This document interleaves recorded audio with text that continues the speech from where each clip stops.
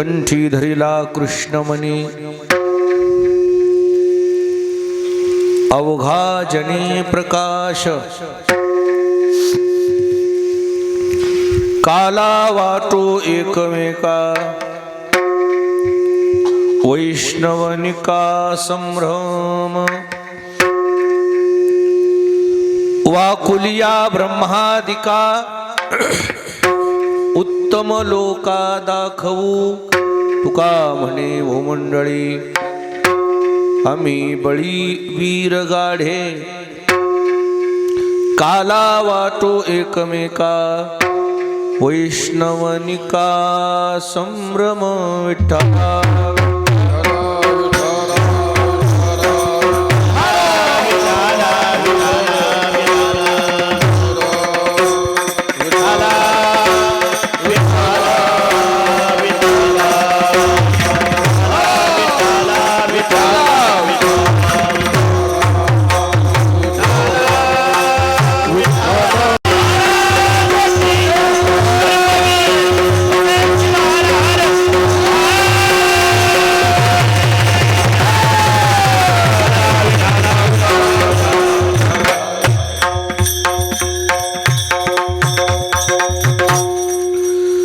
ग्रामदेव मारुतीराय यांच्या समोर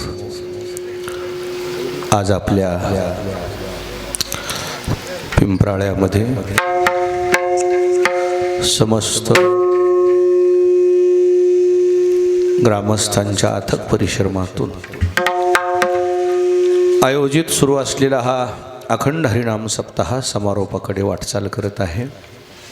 या प्रसंगी उपस्थित सर्व आदरणीय महाराज मंडळी, भजनी मंडळी, गुणीजन मंडळी, श्रोते मंडळी, माता भगिनी, नवयुवक, छोटे छोटे बालक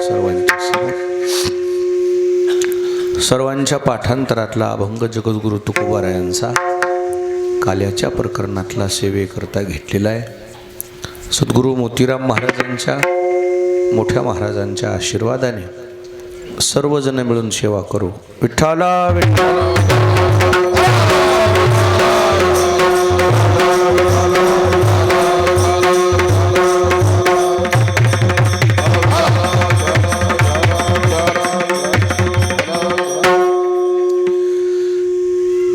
आजच्या अभंगामध्ये जगद्गुरु तुकाराम महाराजांनी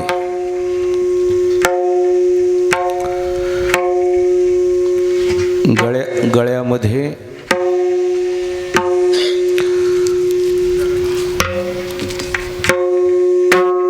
कोणता मणी घालावा, गळ्यामध्ये कोणता मणी परिधान करावा याचं मार्गदर्शन केलेलं आहे।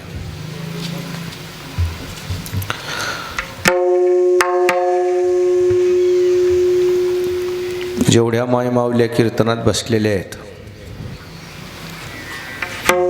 त्यांच्या प्रत्येकाच्या गळ्यामध्ये मणी आहेत, मणी।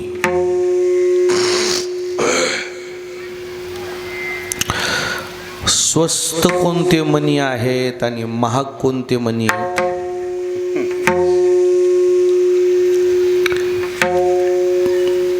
तुमच्या गळ्यात मणी नाहीत का? आणि मग काय झालं सांगा? स्वस्त काळे मणी आहेत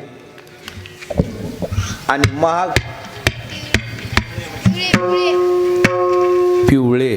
पिवळे कशाचे? सोन्याचे मणी। शाबास।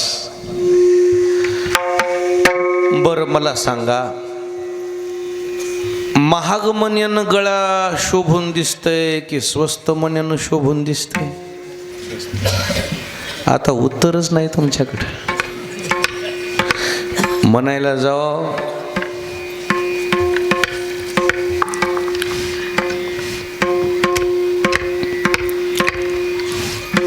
सोन्याच्या मण्यानं गळा शोभून दिसतंय। कसा दिसतंय? शोभून। बरं, सोन्याचे मणी महत्वाचे आहेत की काळे मणी महत्वाचे? आता मुद्द्यावर आले, मणी कोणते महत्वाचे? म्हणून आपल्या शास्त्रामध्ये सौभाग्यवतीचा दागिना सोन्याचे मणी म्हणून सांगितलेलं नाही. सौभाग्यवतीचा दागिना कोणते मणी? काळे मणी. बरं, किती हुशार असतील आपले ग्रंथ लिहिणारी माणसं. त्यांना माहीत होतं 2025-26ला सोनं काय होणार आहे? महाग होणार आहे. ते सर्वसामान्याला परवडणार नाही. म्हणून त्याला सौभाग्यवतीचा दागिना म्हणले नाही. सौभाग्यवतीची दागिन्याची जी खून आहे ती कोणती मणी? काळे मणी. विचारा बाय मावलेला इथं बसलेल्या.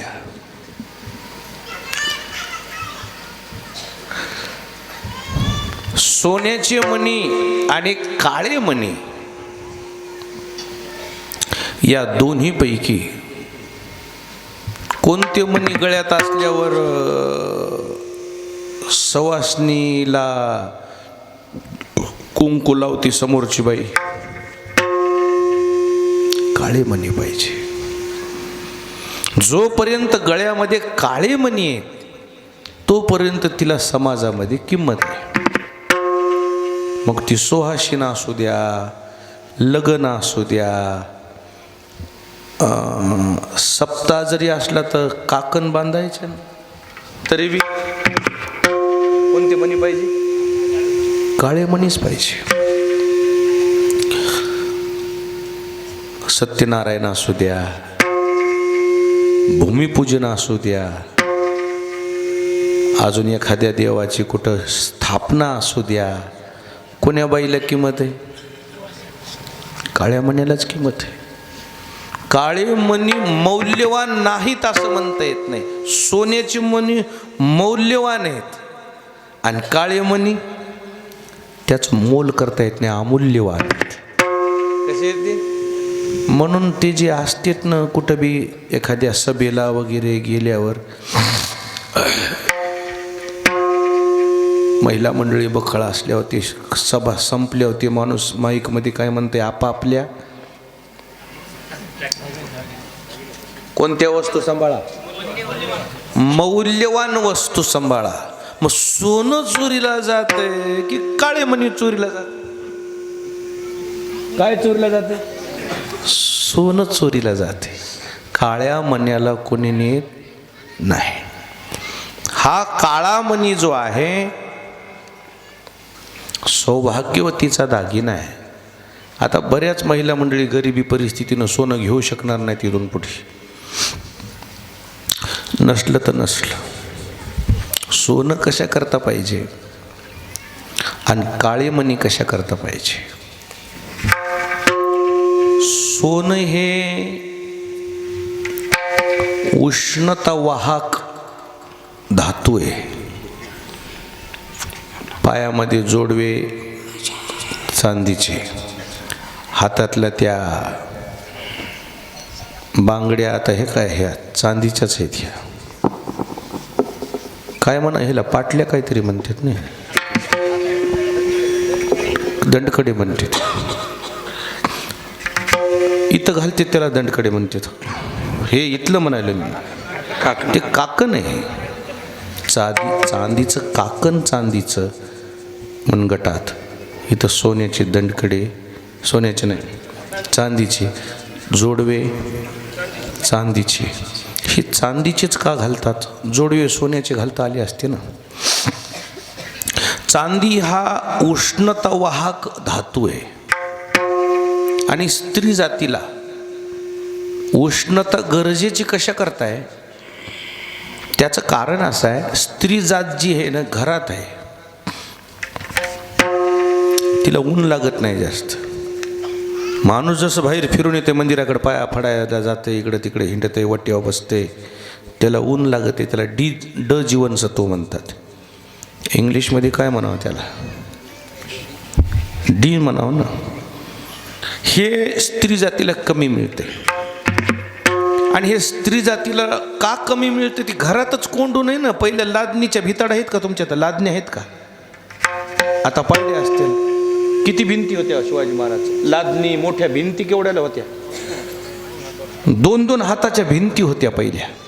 मग कुठून सूर्यकिरण येतील? म्हणून जुन्या काळातल्या लोकांनी हे शास्त्र शुद्ध लावलेले. आज जी चांदी महाग झाली ना, ती चांदी महाग व्हायचं कारण काय माहिती आहे का? चांदी जास्त प्रमाणामध्ये दागिन्यामध्ये नाही आहे सध्या. मग हे जे तुमचे उष्णता वाहक, हे जे विद्युत वाहक उपकरण आहेत ना, मोबाईल, टी व्ही,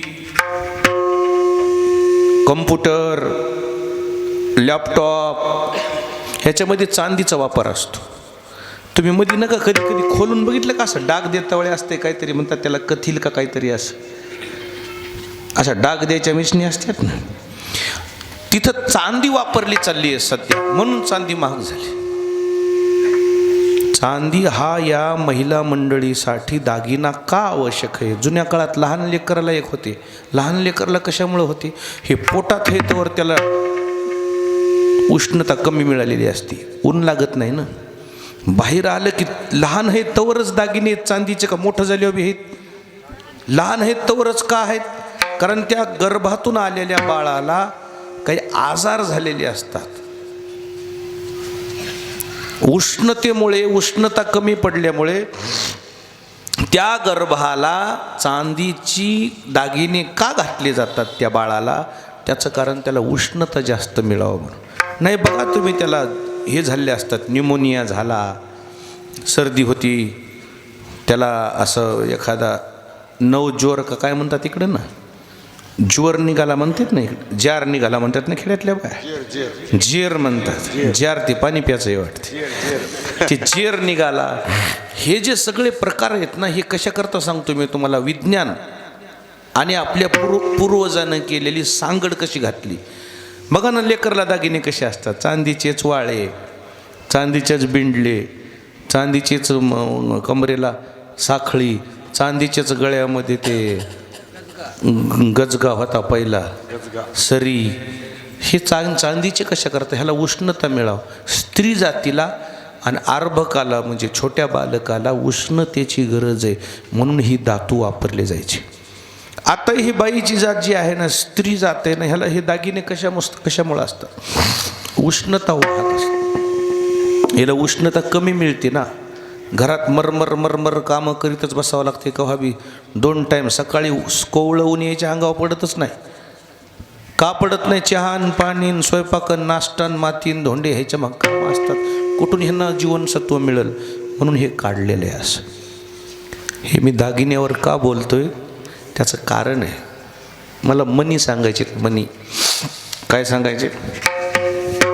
मनी सांगायचे. सध्या सोन्याची मनी एखाद्या सोयऱ्याला नेणं म्हणून आता लोकांना काय केले? चांदीचं न्यायले दागिने. आता सोनं बंद केले आणि काय न्यायले? चांदी न्यायल्यात. आता अजून काही दिवसाला चांदी बंद करणार आणि प्लास्टिक नेणार. प्लास्टिक खरंच नेणार. तुम्ही आताही बघा, तुम्ही वाढदिवसाला काय द्यायलात? तुम्ही वाढदिवसाला काय द्यायलात? ते असं ते चलायचं नसते का बारक्या लेकराला? वाकर आहे, त्याच्याहून जरा मोठा असला 1 वर्ष झालं तर त्याला ती अशी घोडा आहे, त्याला अशी गाडी आहे. म्हणजे आता इथून पुढे लोक सोनं नाणं बंद करणार. आणि कोणता धातू नेणार? धातू आहे का ती? प्लास्टिक नेणार. परवडतच नाही तर. पण मला एक म्हणायचंय, मी जी ही सगळी गोष्टी तुम्हाला सांगतोय, सोन्याचे मणी, सोन्याचं मंगळसूत्र आणि त्याचे जे दोन असतात त्या टोपणं राहतात ना, त्याच्या पाठीमागं बी शास्त्र आहे. ती ऊर्जा वाहक आहेत, ऊर्जा स्त्रोत आहेत. शरीराला आवश्यक आहेत त्या ऊर्जा. शरीर हे त्यांचं जे आहे निरोगी राहावं याकरता हे उष्णता वाहक हे धातू त्यांना दिलेले आहेत. आणि उष्णता वाहक धातू. आता ह्याच्यात अजून एक बारकावा सांगू. तुमच्याकडं मनुष्य मेल्याच माणसाला जाळायच्या आधी बाईची पोत तोडतात की नाही? इकडं तोडतात का नाही? का नाही तोडीत? खूप असतात. जोडवे काढतात की नाही इकडे, माणूस मेले मेलेच जोडवे काढतात, पोत तोडतात,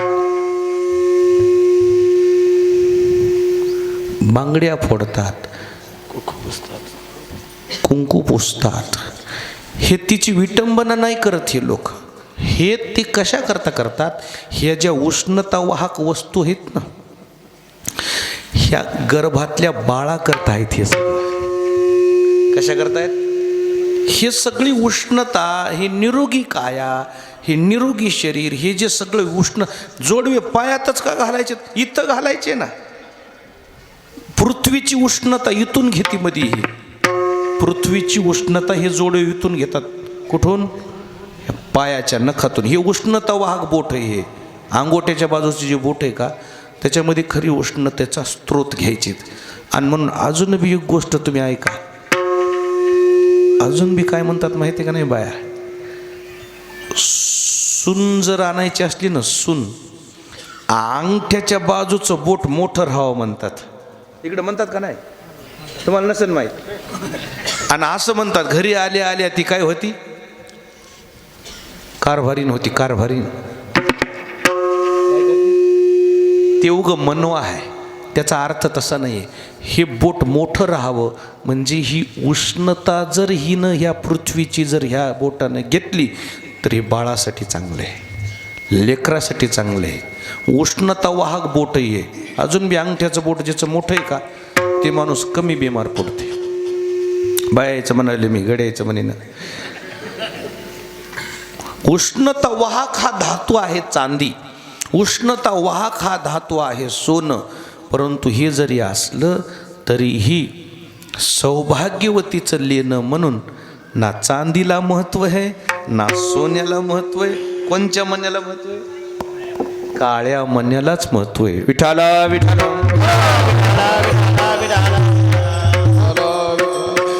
काळी मणी हे सौभाग्यवतीचा दागिना म्हणून मोजला जातो.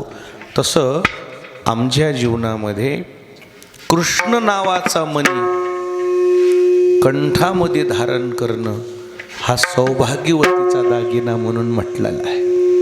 विषय असा आहे, जेवढ्या मायमावल्या कीर्तनात आल्या त्यांनी ध्यानात ठेवायचं, सोनं घातलं तर गळा शोभून दिसल. सोनं घातलं तर काय दिसल? गळा शोभून दिसल. आणि काळे मणी घातले ते सौभाग्यवती दिसल. ते काळे मणी जसे आह्योपणाचं लक्षण आहे, तसं कृष्णाचं नामस्मरण ज्यानं गळ्यामध्ये उतरवलंय ते आह्योपणाचं लक्षण आहे. पतिव्रते जैसा भरतार प्रमाण आणि आम्हा नारायण हे दोन्ही गोष्टी आहेत. वरिले सावळे परब्रह्म, वरिले सावळे परब्रह्म, वरिले सावळे परब्रह्म, वरिले सावळे परब्रह्म. गलरी की झाडे पत्रांनी फळे, वरिले सावळे परब्रह्म, वरिले सावळे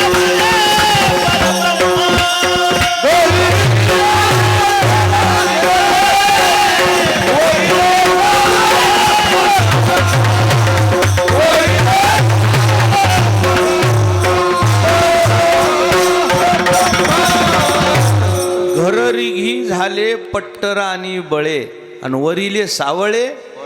जसं स्त्रीला लग्न संस्कार करताना तो नवरदेव त्या लग्न मंडपामध्ये ज्यावेळेस फेरे घेतले जातात त्यावेळेस काय घालतो? हे मंगलसूत्र घालतो. आणि त्या मंगलसूत्रामध्ये काळे मणी जास्त असतात. सोन्याचे ते 2 वाटे आहेत तेवढ्याच महत्त्वाचे असतात. बाकी दुसरे त्याच्यात सोन्याचे मणी नसले तरी जमतात. काळे मणी जसे महत्त्वात असतात, करता ही सौभाग्यवती आहे हे तिथं सिद्ध होते. तसं आपण सुद्धा श्रीकृष्ण परमात्म्यासोबत एकरूप आहोत हे सिद्ध करण्याकरता आपल्याला बी कृष्णाचे नामस्मरण काय करावं लागणार आहे? कंठात धारण करावं लागणार आहे. बाई सौभाग्यवती आहे, गड्याला सौभाग्यवती राहत नाही.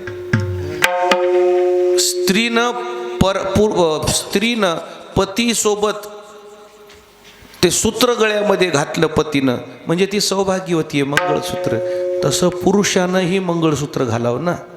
मग बसलेले माणसं म्हणतील महाराज पुरुषानं कोणतं मंगळसूत्र घालायचं, हे काळे मणी घालायचे नाही. मग पुरुषानं कृष्ण नावाचा मणी गळ्यात घालायचं. महाराज ते कसं घालायचं म्हणजे ते कृष्णाचं नामस्मरण गळी उतरलं पाहिजे, त्याचं नाव मंगळसूत्र. विठाला विठाला.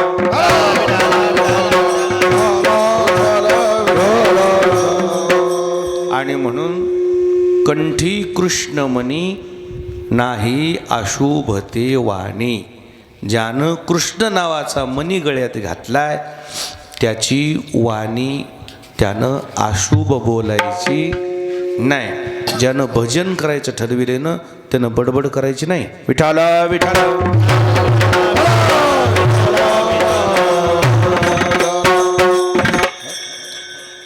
खरं सांगू का, एकदा मंगळसूत्र घातलं की त्या स्त्रीला मालकाचं बापाचं नाव पुसून पाठीमागं कोणाचं नाव लावावं लागत आहे? मालकाचं. तसंच आहे परमार्थाचं. स्त्री जाती मग आपलं सगळं विसरून जाती. माहेर गण गोत माय बाप बहीण भाऊ ती सर्वस्व कोणाला बांधते? पतीवर ते जैसा भरतार प्रमाण. तसं आपल्याला जर कृष्ण नावाचा मणी गळ्यात घालायचा आहे ना, त्यानं बाकी बडबड करून टाकायची, बंद करून टाकायची. जेने भजन मात्रा घ्यावी तेने पथ्य सांभाळा. ज्यानं कंठात कृष्ण नावाचा मणी परिधान केलाय म्हणजे देवाचं नामस्मरण घ्यायचं ठरविले, त्यानं बडबड करायची. अनंत वाचा बरळती बरळ टाकायचा दयाळ. म्हणून कृष्ण मणी घालायचंय म्हणजे त्यानं काय करायचंय? त्यानं या वाचेनं भजन करायचं. यर्तगल बला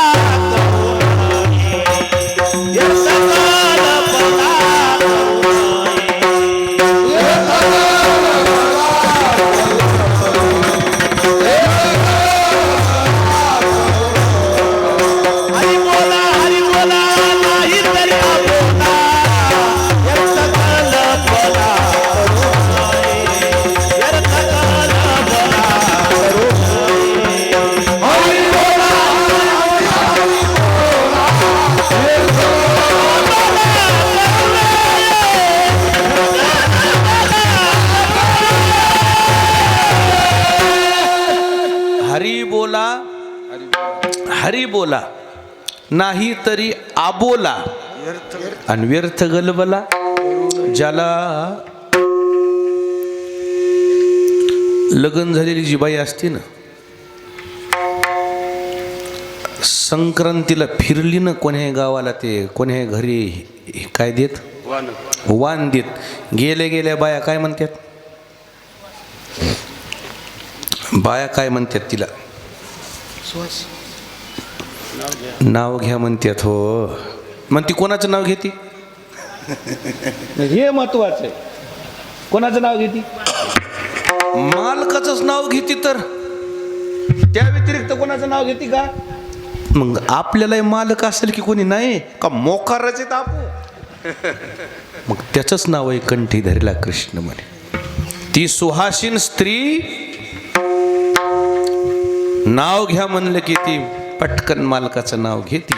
तसा आपण भजनामध्ये एकदा का समरस झालो, भजन एकदा गळी उतरलं की मग आपण दुसरं काही नाव घेत, दुसरी काही बडबड. तसं वाचेचं तप होते. वाचेच्या तपाबद्दलच हे शब्द वापरलेले आहेत. भजन गळी उतरलं पाहिजे. आपलं भजन सध्या जे आहे ना ते आदरनिदर भजन आहे. आपल्या भजनामध्ये काही तथ्य नाही आहे. तिथं जे शब्द वापरले ना तुकाराम महाराजानं, ओठी धरीला कृष्णमणी असा शब्द वापरला नाही गुरुजी. कसा शब्द वापरलाय? कंठी धरीला कृष्णमणी शब्द वापरलाय. कारण होटातल्या होटात देवाचं नामस्मरण तर कोणी घ्याले? नाम तो सब कुछ कहते हैं, ठक ठाकुर और चोर, लेकिन जिस नाम से ध्रुव प्रहलाद तरे वो नाम कुछ और. चोर आहे देवाचं नाव घ्यायले. पंढरपूरला एक माणूस आमच्या मठातलं स्नानाला गेलं चंद्रभागेच्या. रेल्वे स्टेशनला उतरलं ना, स्नान करूनच जावं म्हणलं, मठात जा आणि या कशाला. एक वारकरी पोथी वाचित बसला होता, भल्ली एवढी ज्ञानेश्वरी, भल्या 2-4 माळे घातलेल्या होत्या, उदबत्ती लावलेली, घोंगडी, मस्त उदबत्ती लावून ज्ञानेश्वरी वाचू लागला. हे आमच्या संघच्याला वाटलं बोले वारकरी महिन्याचा दिसायला आहे. ते मला माऊली मी स्नानाला जातोय, हे माझे कपडे सांभाळता का? म्हटले हो माऊली ठेवा. त्या पॅन्टमध्ये 12,000 रुपये होती ना आणलेली, आणि 16,000चा मोबाईल एका खिशात आणि पैसे एका खिशात. आणि त्याची अशी काय केली त्यानं, माऊली हे तुमच्याजवळ राहू द्या, बाकी हे गेलं तरी चालतंय. ते म्हणले आणा. ते ना असं ठेव, मी तुम्ही याची काय काळजी करू नका म्हणले. माऊली तुमच्या सोबत कोणी नाही? नाही म्हणे मी एकटाच आलो आहे ट्रेननं, बाकीचे कालच आलेत. बरं या माऊली या, मी तोपर्यंत तेवढी ज्ञानेश्वरी वाचतो. माझा नित्यनेम होतो. हे आमच्या मठात येणारं पोरग चंद्रभागत शिरलं, हे माऊली गायब. 16,000 गेले, 12,000 गेले, 16,000चा मोबाईल बी गेला, पडशी नाही तिथं, पॅन्टही नाही, सगळंच गायब. आणि मग ते आल्यावर मला ते तिकडं तसंच आलं चड्डीवर आंघोळ करून मठात. मी म्हणलं काय झालं? म्हणलं महाराज मी असाच आलो. मग काय झालं? वारकरी बरोबर राहिले नाहीत म्हणला. मी म्हणलं वारकरी नव्हता ते, मग चोर वारकऱ्याच्या रूपात होता. वारकरी चोर नाहीत, चोरानं काय धरलं होतं? वारकऱ्याचं रूप धरलं होतं. आणि म्हणला लय ज्ञानेश्वरी वाचू लागलो म्हणला, खड खड खड खड. मी म्हणलं तसंच वाचते. त्याचं ओठातलं भजन होतं की कंठातलं भजन होतं? असं जगण्यासाठी तर कोणी भजन करतंय. म्हणून ध्यानात ठेव, आदर निदर भजन करून चालणार नाही, कंठातून भजन पाहिजे. आणि ज्यांनी कंठात भजन ज्याचं उतरलंय त्याच्या भजनाचा त्याला काय फायदा होतोय? पहिल्या चरणावर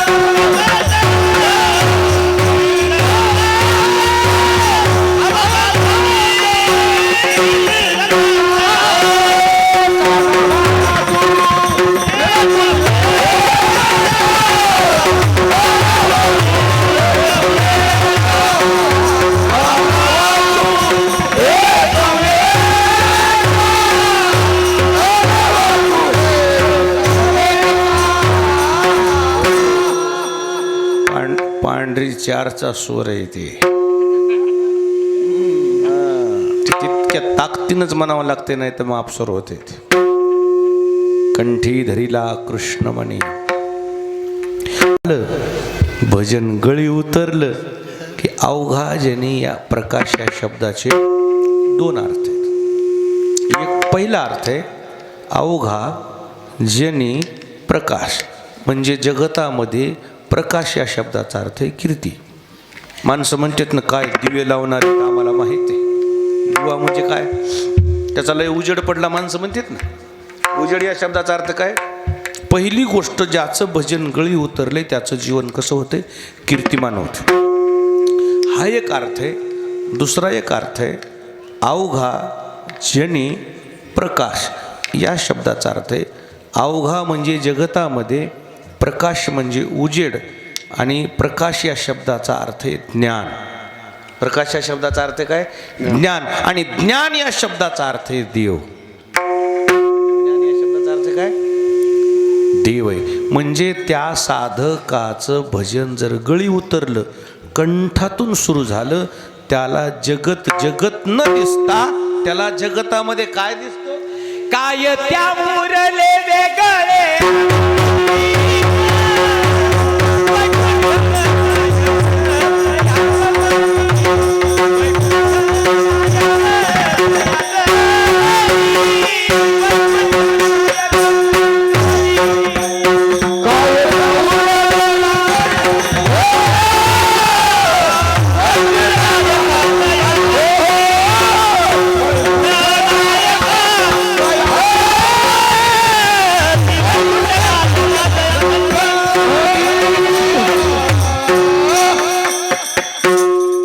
प्रमाण बरोबर आहे. शेवटचा तुकडा जुळणं. काय त्या उरले वेगळे आणिक वैकुंठ नायक जया कंठी. जया जवळी म्हणले म्हणलं. तुम्हाला वाटायला हातभर इकडं नाही तर हातभर तिकडे, सुदभर जमत नाही तर हातभर काय घेऊन बस. काय त्या उरले वेगळे आणिक शब्द आता कसा बार काही नाही का? त्या भक्तामध्ये आणि परमात्म्यामध्ये वेगळे पण राहत नाही. काय होते ते दोन्ही एकच होतात. कोणत्या भजनानं? कोणत्या भजनानं? कंठीला काय झालं? काकड्याला गेले नामदेव महाराज. कुठं? पांडुरंगाच्या जवळ. काकडा सुरू झाला. काकडा सुरू झाले की हे मोठ्या मोठ्यानं भजन करू लागले ना वारकरी.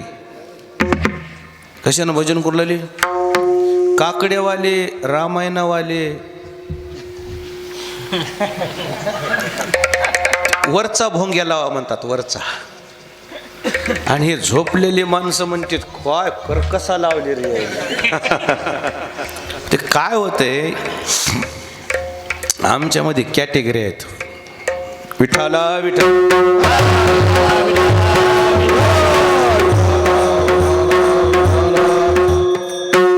हे जे भजनी आहेत ना हे क्लास 1 असतात. दुपारतीचे क्लास 2, काकड्याचे क्लास 3. हे काय करतात भजनी? हे क्लास 1 वाले त्या काकड्यावाल्याला चाली म्हणून देत नाहीत ना याच्या. मग ते म्हणजे आपला काकडा सई ये गी आणावा तो कवर बेचल ना, ये गी आणावं तो आरी म्हणते. काय म्हणतात? काय असतंय, एक गोष्ट करतो, एक गोष्ट बोलतो, साळे भोळी राहतात. कसे राहतात? आणि नाहीतरी हरिपद प्राप्ती भोळ्या भाविकास. असू द्या की साळे भोळे, काय होत? त्याचा भाव भोळा नाही, भाव चांगला लय रोट्टवून म्हणतात. तसेच काकड्याला जमायचे माणसं पंढरपुरात. काकडा संपला. एक दिवशी रुक्मिणी आई साहेबानं नामदेवाला बोलून घेतलं. म्हणली नामदेवा, म्हणली इकडे या. अरे झोपू द्यायचं माणसाला, 3 वाजल्यापासूनच एक यान काय म्हणली करत कसा. काय होतं रे काकड्यानं, इतकं आरडल्यानं काय होतंय? झोपू द्यायचं तर माणसाला काय होतंय म्हणल्यावर आता शब्द माझा बार काही नाही का? हे दृष्टांत कळाला की तुम्हाला अभंग कळतंय. रुक्मिणी आई साहेब नामदेवरायाला म्हणल्या काकड्यानं काय होतंय? काय म्हणल्या? काकडा भजन म्हणल्यानं काय होतंय? नामदेव महाराजच्या तोंडातून शब्द निघून गेला. म्हणले आई साहेब खरं सांगू का, भजनानं माणूस देव होते म्हणले. काय होते?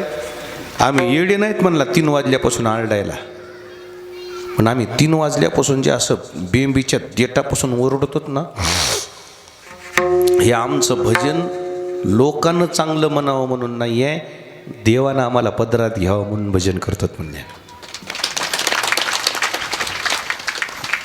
काय होते म्हणले मग ह्या भजनानं? देव होते म्हणले. काय होते म्हणजे? आणि ह्या मायलेकराचं बोलणं, रुक्मिणी आई साहेबाचं, नामदेवरायाचं कोण ऐकायले? देव.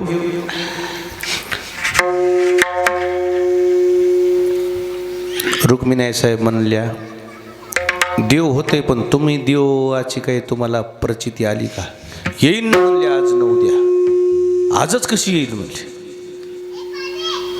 जेव्हा तुम्हाला प्रचिती येईल ना त्या दिवशी मी विश्वास ठेवीन म्हणल्या. ठीक आहे म्हणले. नामदेवराय दुसऱ्या दिवशी दुपारतीला आले. बारीक तोंड केले नामदेवानं. पांडुरंगानं विचारलं, नामा तोंड बारीक का केलं? म्हणले, देवा आमच्या भजनावर लोक संशय घ्यायलेत. काय होते म्हणालेत. आताही खेड्यापड्यानं भजनेला म्हणतात लोक, काय आरडायला तर बंद करा ते माईक म्हणतात का नाही? काय होतं रे आरडल्यानं म्हणतात का नाही? त्याला काय सांगावं काय होते म्हणा. तसं नामदेवराय बारीक तोंड करून रुक्मिणी आई साहेबाला म्हणलेले, आई साहेब आम्हाला लोक, पांडुरंगाला म्हणलेले, देवा आम्हाला लोक नावं ठेवायलेत भजनानं. म्हणजे काय म्हणालेत? काय होतंय म्हणालेत. म्हणजे कोण म्हणलं? नामदेवराय म्हणले, आई साहेबच म्हणल्या. तिला आता दाखवत म्हणले आपण दम खा. आजच दाखव तिला. आले सकाळी सगळे वारकरी. काकडा सुरू झाला आणि आरती सुरू झाली की रुक्मिणी आई साहेब ताट घेऊन आल्या. कोणाला ओवाळायला? पांडुरंगा. आता ओवाळावं कोणाला? जेवढे काकड्याला आलते का ते सगळेच पांडुरंग झाले. काय झाले? चले गे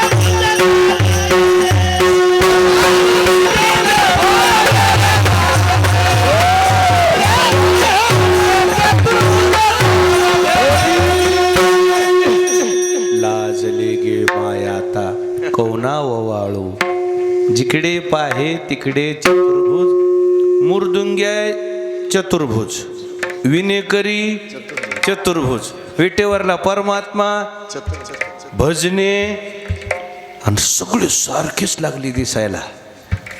ओवाळू मी गेले माय सखया माझारी. काय? जिकडे पाहे तिकडे चतुर्भुज, ओवाळू मी गेले माय गेले शारंग धरा. जिकडे पाहे तिकडे चतुर्भुज परिवारा. ओवाळू मी गेले माय गेले द्वारके. जिकडे पाहे तिकडे रुक्मिणी आई साहेब म्हणल्या सगळे सारखे दिसलेत. कानकुंड वाटलं ना नेमकं ह्याच्यातलं. आता आपले माल कोणते? बरं कोणाला ओवाळून ते दुसरंच निघाल्या अपमान होते ना. डब डब डब डब डब डब डोळे पाण्यानं भरले. कानकुंड वाटायला लागला. आता ओवाळू कोणाला? सगळे सारखेच विटेवरला परमात्मा खाली उतरले आणि ह्याच्यात मिसळलाय. ओवाळावं कोणाला? नामदेवरायाच्या लक्षात आलं आमच्या आईला ओळखू येईन म्हणजे आमच्यात मिसळलाय. आता आमच्या माईला आता काय होईना ओळखू येईन. नामदेवराय लपत लपत लपत लपत लपत हळू हळू हळू आईचा कसा अपमान होऊ द्या. रुक्मिणी आई साहेबाजवळ गेली. म्हणले आई साहेब काय पाहिजे? म्हणली काय नाही देवाला ओवाळायचं होतं. म्हणले ओवाळा की. म्हणले सगळेच देव झाले तर कोणाला ओवाळू? म्हणले फरक आहे फक्त. काय फरक आहे?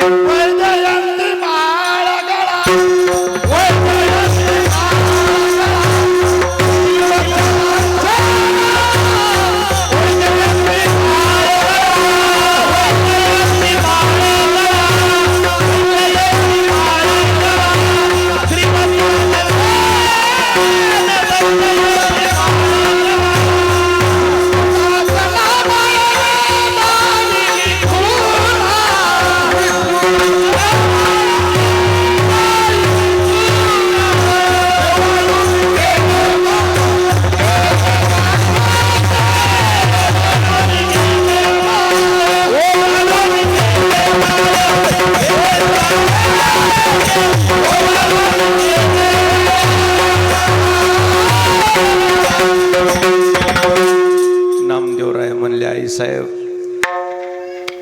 तुम्ही काल म्हणला होतात ना, भजन केल्यानं काय होते, काकडा केल्यानं काय होते. बघा म्हणले आमच्या देवानं आम्हाला किती मोठं केलंय. आम्हाला आपुलेची पद देशी दासा, देवासारखंच आम्हाला देवानं केलंय. आणि म्हणून देवातनं आमच्यात एक फरक देवाला करता आला नाही. कोणता आला नाही? देवाच्या गळ्यामध्ये वैजयंती नावाची माळ आहे. इतक्यातच देव ओळखू येते. नाही तर आम्ही सगळे सारखेच झालोत. आणि म्हणून लोक म्हणतात भजनानं काय होते, त्याचं उत्तर आहे कंठी धरिला कृष्णमणी अवघा जनी प्रकाश. जगत जगत दिसत नाही, जगत हे परमात्म स्वरूप दिसतंय. हे कंठातल्या भजनाच्या पावत्या आहेत. विठोबार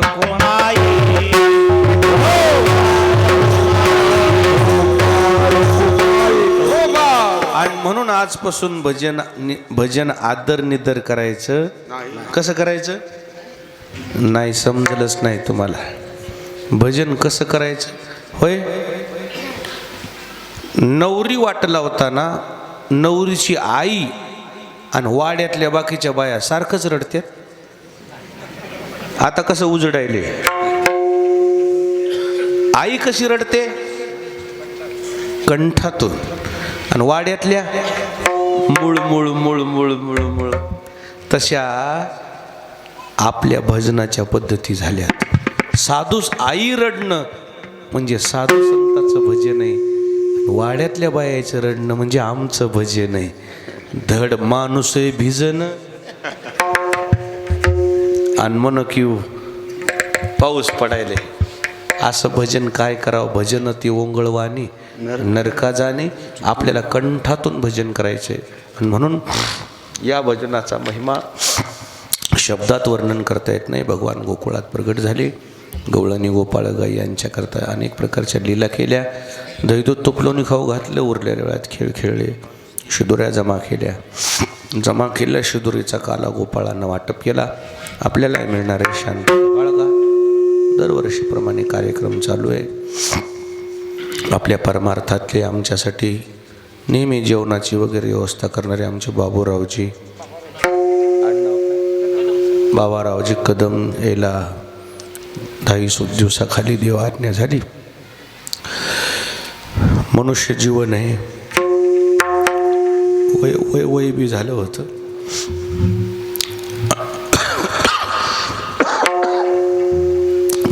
माझी आज एवढी तब्येत खराब आहे शिवाजी महाराज, मी येणारच नव्हतं. पण 5-6 गावं आहेत ना, मग ते 5-6 गावं अशी साखळी आहे.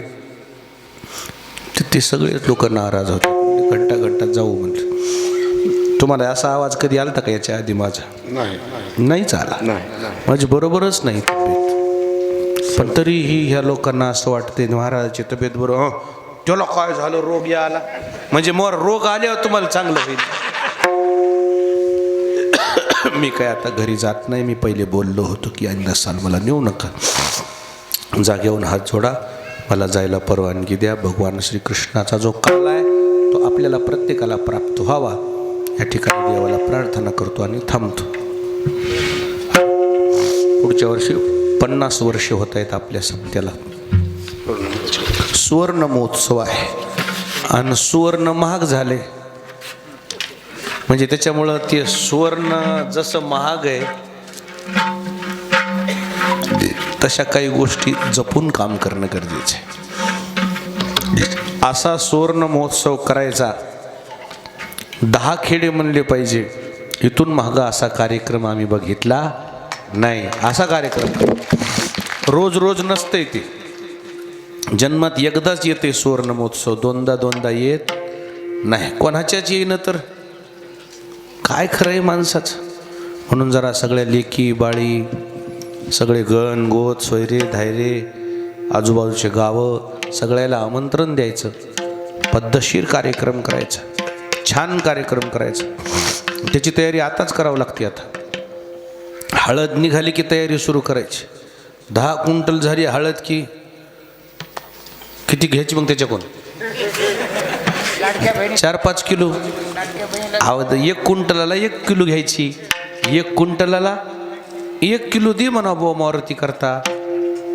असं जर होत गेलं तर चांगलं होतं यावर्षी आणि पुढच्या वर्षी काही असं दोन्हीच्या. पुन्हा तुम्हाला आता पगारी सुरू झाली आताच, वर्षभरातली एक पगार देऊन टाका, काय बिघडलं.